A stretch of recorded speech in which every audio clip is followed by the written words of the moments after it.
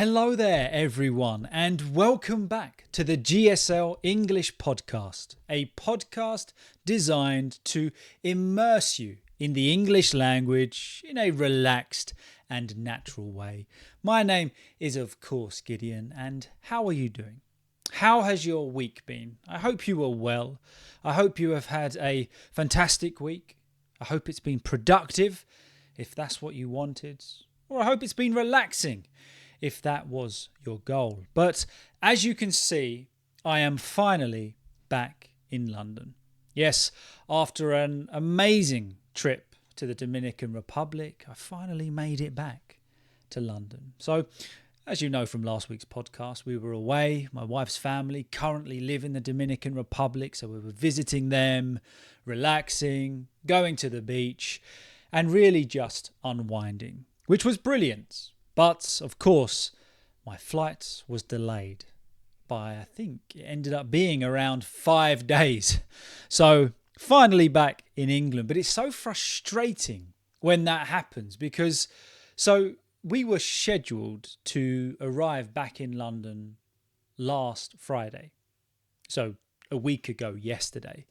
But our flight was delayed due to a hurricane, which I'm fine with that. You know what I mean? If you're going to stop a flight for any reason, a hurricane is a good one. And also considering the fact that my wife is a very scared flyer, it would not have been a fun flight with a lot of turbulence in the wind. So I was absolutely fine with that delay, which pushed it to Saturday. Okay. But unfortunately, our flight on Saturday was also delayed. So we were able to make it to Miami, but we missed our connecting flight. So we were trapped in Miami for a few days. Now, the airline, I guess I could say, helped in some way, but not really too much because, okay, they put us up in a hotel for 2 nights. But that doesn't help because we were delayed with work for 2 days. We had to buy all of our food and drink for 2 days in Miami, which, of course, is quite expensive. So that's my moan. It annoyed me. I was frustrated with that. I think we ended up getting a total of $36 from the airline as compensation for food and drink in Miami for close to 3 days. So it was a frustrating journey home. Not the best end to a great trip, but you know what they say in English? It is what it is. It is what it is, meaning that basically the situation is what it is. There's nothing you can do about it. You can't change it now. But I'll be honest, it annoyed me. I'm still quite annoyed about it now. I want more compensation. Or just at this point, I would accept an apology. I don't know if you've ever had something similar happen to you with an airline, but it is frustrating. And the lack of communication is probably the most frustrating thing. But there's my moan. There's my rant. Did have a great holiday.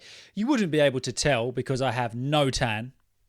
I have to wear so much sun cream when I'm on holiday. Otherwise, I just burn to a crisp. So I stank of sun cream basically for nearly 4 weeks. But I got no tan, but I didn't burn. But yeah, I had a very good time. But the only issue when you get back from a trip, particularly where there's quite a large time difference, for example, in the Dominican Republic, it is 5 hours behind London. So going there really wasn't too bad. Wake up early in the morning. Yeah, it was fun. Have more of a day. But oh my goodness, coming back, the jet lag has been real. Now, jet lag, that's not a thing. Jet lag is basically caused by the time difference. So your body gets used to one routine, one kind of set of timing. And then, of course, overnights, or you fly somewhere for 8 hours, and then you're in a completely different time zone. So it messes up your sleep pattern and your mental pattern, your appetite, when you want to eat, everything. And usually I'm okay with jet lag. I don't get it too bad. But this week has been so difficult. So basically, if we're waking up for 6 o'clock at work, it's like waking up at 1 o'clock in the morning. But the issue is, you think, oh, okay, well, you still get enough sleep. No, because of the jet lag, you can't sleep at night because you're 5 hours earlier. So if you go to bed at, say, 11 o'clock, that's like in the time zone you were used to, going to bed at 10, 9, 8, 7, at 6 o'clock. So mentally, it causes a lot of issues. And I've struggled with that this week. I think I'm slowly getting used to it. But even now, I'm still feeling a little bit tired. So bear with me on in today's podcast. But as always, thank you for joining me. Now, one thing I love about long-haul flights, a long-haul flight is a long international flight, is the films. I love watching films on an aeroplane. There's something about it. You know, you get your drinks come, and I like a whiskey and Coke on a plane, or whatever you're drinking, water. You're just relaxed. You sit back and you have this whole plethora of movies, which we did on this airline. I will give it to the airline. We had an incredible selection of movies. I mean, there were hundreds. And I thought to myself, there's so many films. I want to watch films that I haven't seen before, or perhaps I haven't had as much access to. So I was scrolling through. Then I came across a film which I'd heard a lot about, but I hadn't actually seen it yet. So I thought I'd watch it. And that is Yesterday. Now, have you heard of this film? It's honestly such a fantastic film. In my opinion, it's probably one of my favourite films I've seen this year. So it's set in England, all English accents. Well, there are some American accents in it as well, but if you want to practice some British English accents and dialogue and vocabulary, then it's a brilliant film for that. But the premise is just fantastic. So it came out, I think, in 2019, and it's about a guy called Jack, who is a struggling musician who basically has an accident during a worldwide blackout. A blackout is where all the power goes, lights off, everything. And wakes up to find out that only he remembers who the Beatles are. Okay, so we're talking about the band The Beatles. So he wakes up from this accident. I'm not going to tell you how it happens. I don't want to ruin the film. But he then is the only person in the world that remembers the Beatles. Everybody else, they have no idea who the Beatles are. In fact, the Beatles do not exist to them. It's such a fantastic premise. So then he thinks, well, I've got this whole back catalogue of music now that nobody else knows. I can take it for my own, or I can let everybody hear this amazing music. So he does so, and the story follows. But this film, I was just so engaged in it. I just thought it was absolutely brilliant. I liked the characters, the way the characters developed, the diversity of the characters, the story was just brilliant.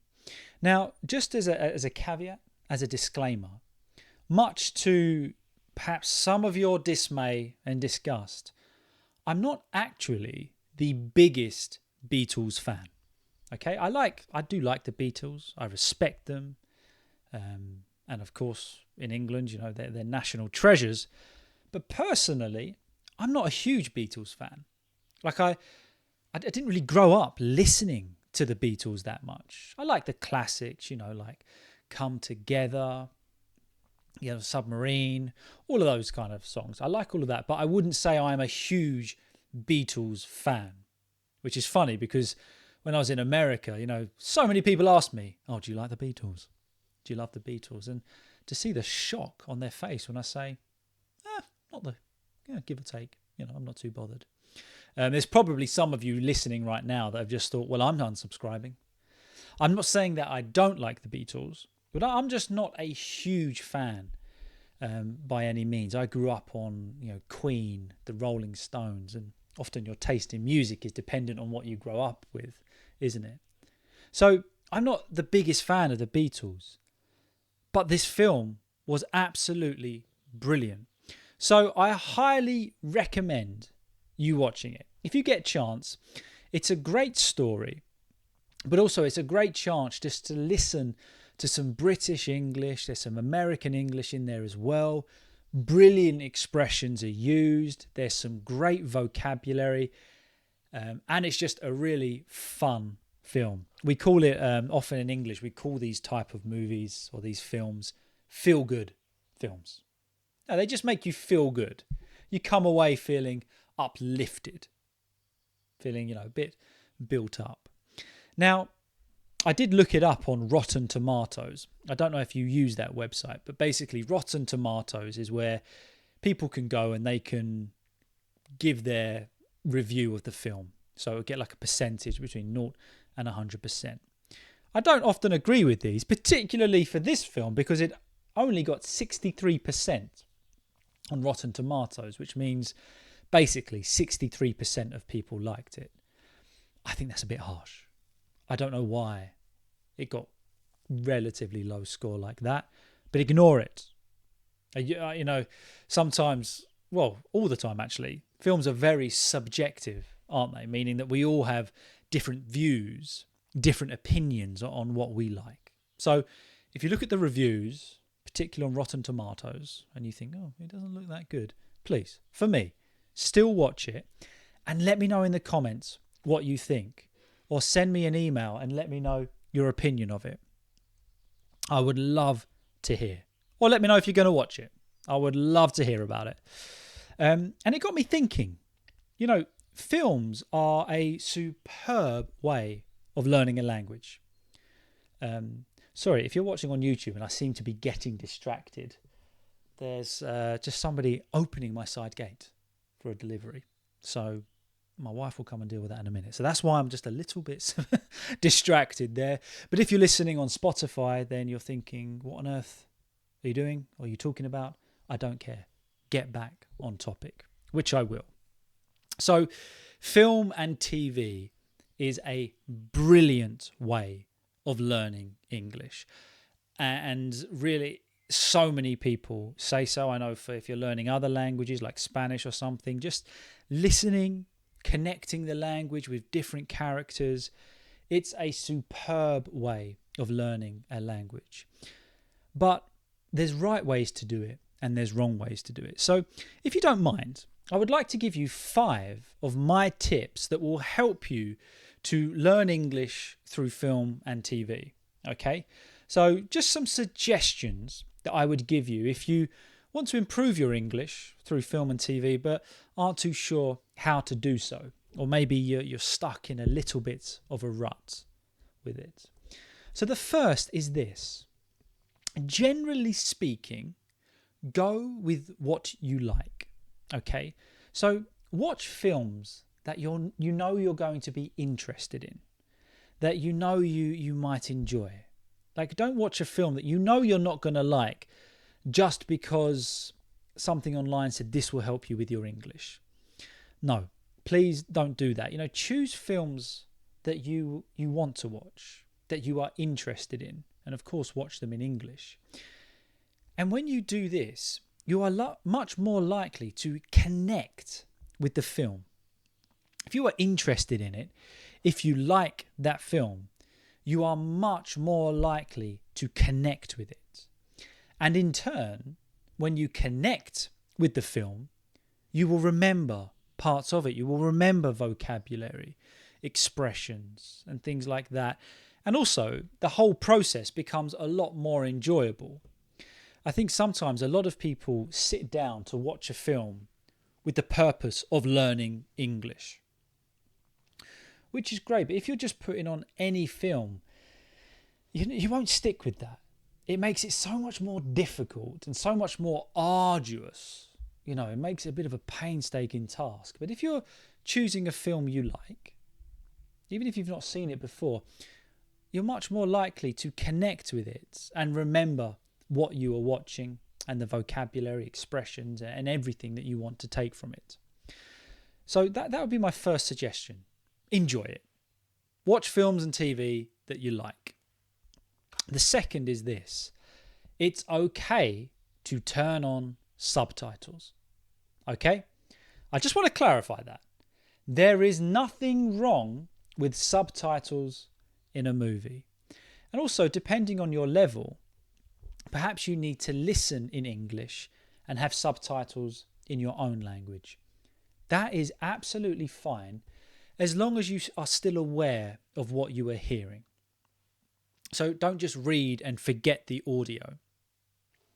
When you have subtitles in your own language, I want you to still associate the English with your language. So kind of you're doing two tasks at once. You're reading in your own language, but also you want to listen in English at the same time.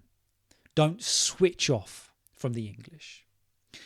Even better, listen in English and have English subtitles. This is such a brilliant way of learning English. One, because you can accurately hear and read and take in the text and what is being said and follow along with the story. But also, it will identify new words for you much clearer than just listening. So, there's nothing wrong. Actually, I still do this a lot of the time. I don't know if it's just me, but I struggle to hear people speaking in certain movies. So I have the subtitles on and I get so much more of the story. I get into it so much more. So there is absolutely nothing wrong with having subtitles on, as long as you are using them in a beneficial way. And that in turn leads on to my third suggestion. Take notes if you can. Okay, this is a little bit difficult if you're in the cinema, but that's a different experience, isn't it? But if you're watching a film at home, and let's imagine you hear an idiom used, or a sentence structure, or certain words put together that you can't quite work out, or maybe you feel, well, they shouldn't go together. Rather than just ignoring it or relying on your memory, why not just take note of it? If you're watching the film with other people, of course, you can't pause it, but just have a little notepad, take note of that expression, then afterwards go back and research that expression. Or even better, if you were watching the film on your own and you hear something that you would like to know what it means or why they said it, you can pause the film, do some research and come back to it, which is not always the best way for the enjoyment of the film, but it is a superb way of using that film to present to you new vocabulary, new expressions, new pronunciation. And that is basically what film and TV does. It is throwing the English language at you. So you want to pick out the bits that you don't know and learn from it. As much as we're watching films for entertainment, for the story, we want to take away those nuggets of English that it throws at us. So maybe you just have a little notes page on your phone. So let's imagine that you watch a film and they say something like, first things first. First things first, let's get some food. Okay? Write it down. First things first. And perhaps if you can, write down the timing in the movie if you get a chance. Then afterwards, in your study of the English language, you can go and look up what first things first means. And then you can start using that new expression. And you can connect it with the film that you got it from. You see the idea? It's, really just trying to allow that film to present the English language to you. And it's brilliant because you've got different actors with different accents. So you're really taking in such a balanced view of the English language. So very important. The fourth suggestion was this. Now, not everybody can do this, so it's not possible. That watch a movie with native speakers if you can. Okay, I know for many that is not possible, but if you do ever have the opportunity, watch a movie with native speakers and then afterwards ask them about what they said. And if they're very nice, you can ask them during the film. But for many people, that's a big no-no. don't talk during films. But afterwards, you can ask them, what does this expression mean? Or they said this in this context. What does that mean? And if you can't watch it with a native speaker, if you have a native speaking friend or even an advanced English speaking friend, phone them up. Send them a message saying, hey, I heard this in a film yesterday. Any ideas what it means? And you're just not ignoring the new information that excuse me, the new information that is thrown at you. Oh, excuse me, a little bit of dust just went down the back of my throat, and I'm just going to have a little sip of water. Good. Otherwise, you will hear me coughing for the rest of this podcast. And my final tip, my fifth tip, is to watch the same movie more than once. So if you find a film that you like, if you find a film that you enjoy watching, watch it more than once. Perhaps the first time you watch it with subtitles in your native language. The second time you watch it with subtitles in English. And then, maybe, you just watch the film without subtitles. Whatever. But when you watch a film more than once, you're not necessarily focusing on the story as much because you know what happens. But you're focusing on the dialogue, the expressions, the vocabulary. And you'll find that each time you watch the film, you'll take something new from it. Or there'll be a new expression that you hadn't heard of, or there'll be a new expression that you hadn't heard the first time you watched it. So yeah, I highly recommend that. Find a film that you like and watch it over and over again. I like School of Rock, American English, but I love that film. I will be watching Yesterday again. Just a nice way of doing it. And once you've found a film or you've watched a film, whether you liked it or not, a little exercise you can do is to try and describe the film to someone else. Okay? Try and describe the film to someone else. What happened in the story? Try to describe the characters. Try to talk about how it made you feel. And even better, talk about whether you liked it or not. Now, you can phone a friend up and do this, or perhaps do it with the person that you watch the film with, or simply just record yourself talking about the film. A lot of people don't like doing this. I understand. It's quite uncomfortable. It's not the easiest thing to do, but if you can record yourself speaking English, it is a brilliant way to improve. But, just record yourself speaking about the film you've watched. What did you think of it? What happened in the story?